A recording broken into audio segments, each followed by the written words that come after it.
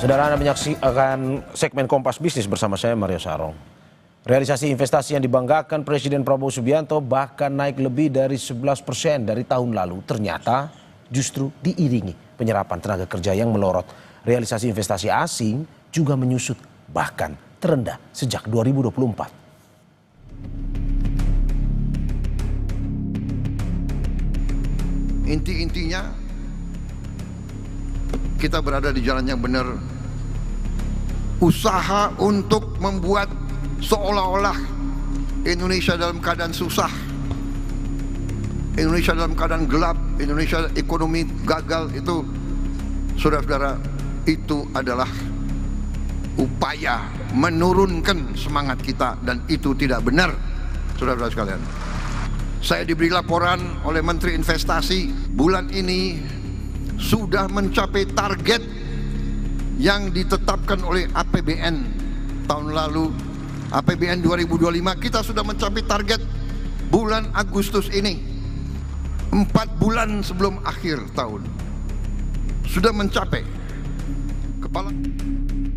Presiden Prabowo Subianto kembali membanggakan pencapaian. Kalau kemarin tentang data kemiskinan yang berkurang, kini Presiden happy dengan realisasi investasi. Benar, realisasi investasi kuartal 2 2025 naik 11,5% dibanding tahun lalu. Rinciannya, total 477,7 triliun rupiah. Terdiri dari penanaman modal dalam negeri 275,5 triliun rupiah dan investasi asing 202,2 triliun rupiah.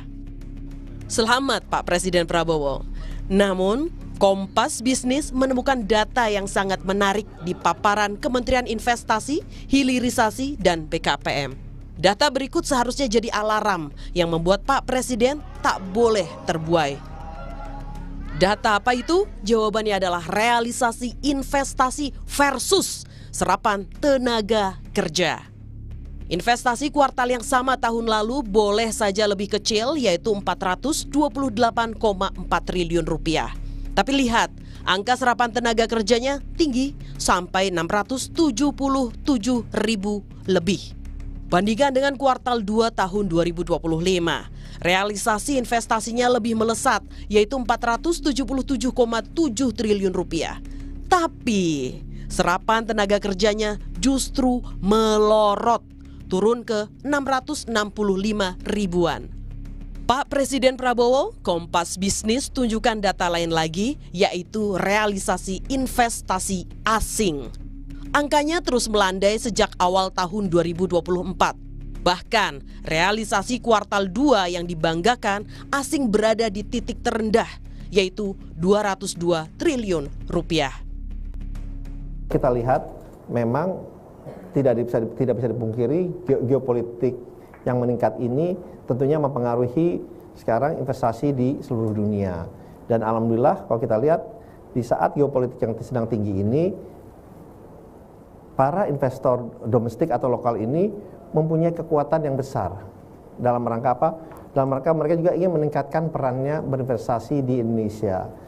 Karena yang kita sampaikan bahwa hitung-hitungannya jelas, potensinya ada, tentunya kita memberikan prioritas kepada investor dalam negeri juga, agar mereka bisa berinvestasi di Indonesia. Karena kembali lagi kita kan ingin supaya para investor dalam negeri ini juga lebih menikmati hasil yang ada di Indonesia ini lebih besar. Pak Presiden, tolong beritahu kami masyarakat awam sampai investor. Apa lanskap atau rencana prioritas di sektor investasi jangka pendek? Apa yang akan dilakukan? Apakah pro pada padat modal dan teknologi, tapi minim serapan tenaga kerja, Pak? Indonesia punya bonus demografi. Jangan lengah, Pak, karena ini bisa jadi petaka demografi. Dia Megasari Anjaya, Tim Liputan Kompas TV. Saudara, Bank Dunia dan Organisasi Pembangunan OECD menurunkan proyeksi pertumbuhan ekonomi global. Tetapi Komite Stabilitas Sistem Keuangan KSSK masih percaya diri ekonomi Indonesia masih dari guncangan eksternal. Bank Dunia pada laporan Juni 2025 memperkirakan pertumbuhan ekonomi global adalah sebesar 2,9% dengan purchasing power parity weight. Ini adalah pertumbuhan yang menurun dibandingkan proyeksi sebelumnya, yaitu sebesar 3,2%. Untuk memberikan gambaran bahwa ketidakpastian telah menurunkan atau merevisi turun pertumbuhan ekonomi global seperti yang disampaikan Bank Dunia dari 3,2 menjadi 2,9. KSSK optimis bahwa pertumbuhan ekonomi Indonesia pada triwulan kedua akan tetap terjaga. Konsumsi dan daya beli masih positif, serta aktivitas dunia usaha yang cukup resilient yang didukung oleh peranan APBN. Selain itu, Saudara, Bank Indonesia janji all out atau habis-habisan mendorong pertumbuhan ekonomi dan mendorong perbankan menurunkan bunga kredit. Pertumbuhan ekonomi global yang melambat juga akan berpengaruh ke situasi domestik. Kami arahkan untuk mendorong pertumbuhan ekonomi. Di kebijakan moneter tentu saja tidak saja kebijakan untuk stabilisasi nilai tukar rupiah, kebijakan moneter juga dalam sinergi kebijakan nasional diarahkan untuk turut mendorong pertumbuhan ekonomi dengan penurunan suku bunga, dengan ekspansi moneter maupun pembelian SBN dari pasar sekunder. Dari sisi kebijakan makro Indonesia juga terus diarahkan untuk mendorong pertumbuhan ekonomi dengan mendorong kredit pembiayaan dari perbankan dengan pemberian insentif likuiditas makro prudensial, kemudian peningkatan likuiditas maupun juga mendorong perbankan bank untuk lebih cepat menurunkan suku bunga. Jadi kebijakan makro prudensial lebih diarahkan bagaimana perbankan lebih banyak mendorong kredit dan menurunkan suku bunga. Saat realisasi investasi naik, Saudara, lapangan kerja justru menyusut. Bagaimana hal ini jadi ancaman bagi ekonomi Indonesia? Bagaimana jika ke depan investasi lebih banyak padat modal, bukan padat karya? Kompas Bisnis tanya ke Kepala Ekonom Bank Permata Joshua Pardede. Selamat pagi, Mas Joshua. Selamat pagi, Mario. Terima kasih, Mas Joshua, sudah bergabung di Dialog Kompas Bisnis pada pagi hari ini. Mas Joshua, ini besok atau 5 Agustus BPS akan mengumumkan angka pertumbuhan ekonomi. Hitungan Anda, Mas, apakah ekonomi akan di atas 5% seperti kepercayaan diri pemerintah atau malah justru tidak? Perkiraan kami untuk pertumbuhan ekonomi kuartal kedua sepertinya masih akan berada di bawah 5%. Dan sangat disayangkan kembali bahwa bahkan lebih lambat dibandingkan kuartal pertama. Perkiraan kami untuk kuartal kedua pertumbuhan ekonomi akan berkisar di kisaran 4,76% dibandingkan kuartal 1 4,87%. Dan ini tentunya meskipun memang konsumsi rumah tangga masih menjadi kuenya ya, kalau kita bicara kue pendorongnya masih menjadi pendorong utamanya, namun laju pertumbuhan dari konsumsi rumah tangga ini cenderung mengalami perlambatan. Di kuartal 1 kami melihat bahwa pertumbuhan konsumsi rumah tangga masih tumbuh 4,89%. Di kuartal kedua ini pertumbuhan konsumsi rumah tangga akan turun lagi 4,77%. Sementara itu untuk pendorong kedua terbesar setelah konsumsi yakni investasi, meskipun memang sedikit membaik, namun kalau tadi disampaikan bahwa dari sisi realisasi penyerapan tenaga kerja masih relatif belum begitu cukup mengangkat, karena kalau kita bicara juga dari sisi data tenaga kerja yang ter-PHK sampai dengan semester 1 tahun ini pun juga mengalami peningkatan. Artinya memang kalau kita melihat dari sisi peningkatan investasi pun juga belum cukup signifikan ya, karena investasi pun juga diperkirakan hanya tumbuh sekitar 3%-an ya, 3,7% dari kuartal 1 yang di kisaran 2,12%. Dan ini tentunya beberapa faktor tentunya kami melihat bahwa masih lambatnya ya penyerapan belanja pemerintah pusat ya, sekalipun memang sudah mulai ada terjadi akselerasi di kuartal kedua, namun terjadinya realokasi anggaran pemerintah pusat di kuartal 1 itu memberikan dampak negatif ya kepada realisasi kinerja belanja pemerintah di kuartal 1 yang negatif 1,38%. Sehingga kami tetap melihat bahwa selama untuk full year tahun ini pertumbuhan ekonomi pun juga sepertinya akan sulit mencapai 5%, dan kami pun juga sejalan dengan beberapa lembaga internasional tahun ini dan tahun depan pertumbuhan ekonomi Indonesia akan tetap berada di bawah 5%. Oke, Mas Joshua, ini di satu sisi Purchasing Managers Index manufaktur Indonesia ini kan makin loyo, kedororan ke bawah dan sekarang di angka 46,9. Bisakah Kompas Bisnis ini menyimpulkan PHK mungkin akan jadi ancaman ke depan? Ya, kami mencermati ya bahwa ada situasi global ya. Tentunya kalau kita melihat lebih dalam lagi data PMI Manufacturing Indonesia ini, mengapa dalam beberapa bulan terakhir ini masih dalam fase yang kontraktif di bawah 50, artinya memang terjadi penurunan permintaan ya, permintaan order dari eksternal, dari pasar ekspor ataupun juga dari domestik ya. Artinya memang satu, adanya permintaan dari ekspor yang mengalami penurunan karena situasi global pun juga melambat. Namun juga kita perlu cermati bahwa ada kondisi tadi konsumsi domestik yang juga mengalami pelemahan, sehingga makanya permintaan domestiknya pun order dari permintaan domestiknya pun juga mengalami pelemahan.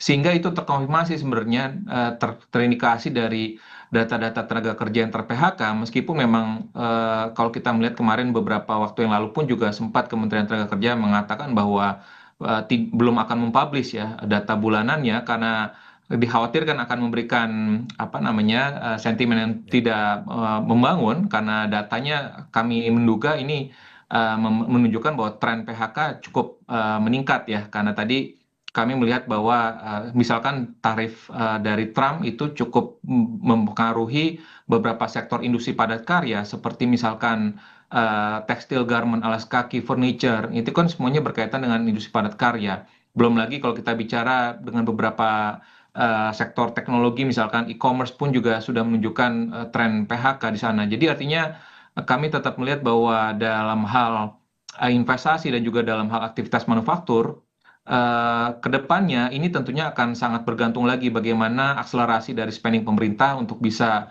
memulihkan ya konsumsi rumah tangga ke domestik, dan juga bagaimana langkah-langkah pemerintah dalam jangka pendek ini untuk bisa menciptakan lapangan pekerjaan ya, untuk bisa memitigasi tadi mengoffset dampak yang ditimbulkan dari PHK yang cukup besar di industri padat karya seperti tekstil, garment, dan alas kaki. Oke, tapi kalau kita mau bilang bahwa ada fakta BKPM, ini penyerapan tenaga kerja anjlok saat investasi naik. Survei Bank Indonesia juga bilang indeks ketersediaan lapangan kerja di level pesimistis. Apakah bisa kita simpulkan artinya cari kerja di Indonesia benar-benar masuk level hopeless? Tapi sebelum Anda menjawab, kita saksikan jeda berikut.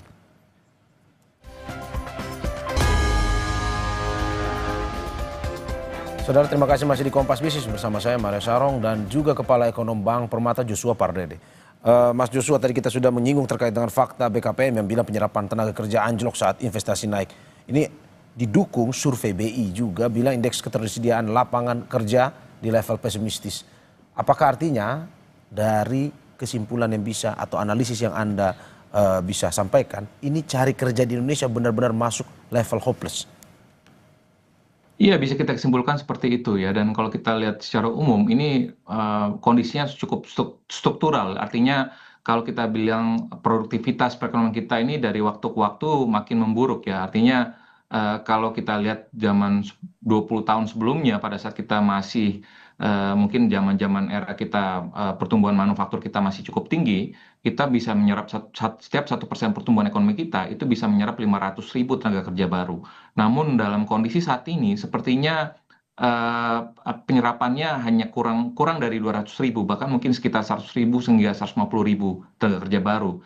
Dan tentunya ini terkonfirmasi ya dengan beberapa fenomena yang kita temukan, misalkan dengan beberapa indikasi pengunjung di beberapa pusat perbelanjaan yang jarang beli katanya, lalu juga dengan tendensi juga dari sisi konsumsi daya beli kelas menengah yang menurun karena tadi pendapatan real masyarakatnya pun juga mengalami penurunan cukup signifikan. Jadi jelas sekali bahwa secara relatif bahwa penerimaan masyarakat mengalami penurunan, namun di sisi lain dari sisi daya belanja ataupun belanja hidupnya ataupun daya ini belanjanya terus meningkat ya, sehingga makanya terjadilah penyerapan tenaga kerja pun juga tidak semakin produktif ya. Kalau kita melihat misalkan realisasi investasi memang oke, tapi kalau kita lihat misalkan ya realisasi kuartal kedua dari BKPM, Kementerian Investasi, ini rata-rata adalah semuanya padat modal seperti tadi disampaikan juga. PMA-nya itu rata-rata 28%, misalkan komposisinya terbesar itu dari industri logam dasar, pertambangan, jasa lainnya. Jadi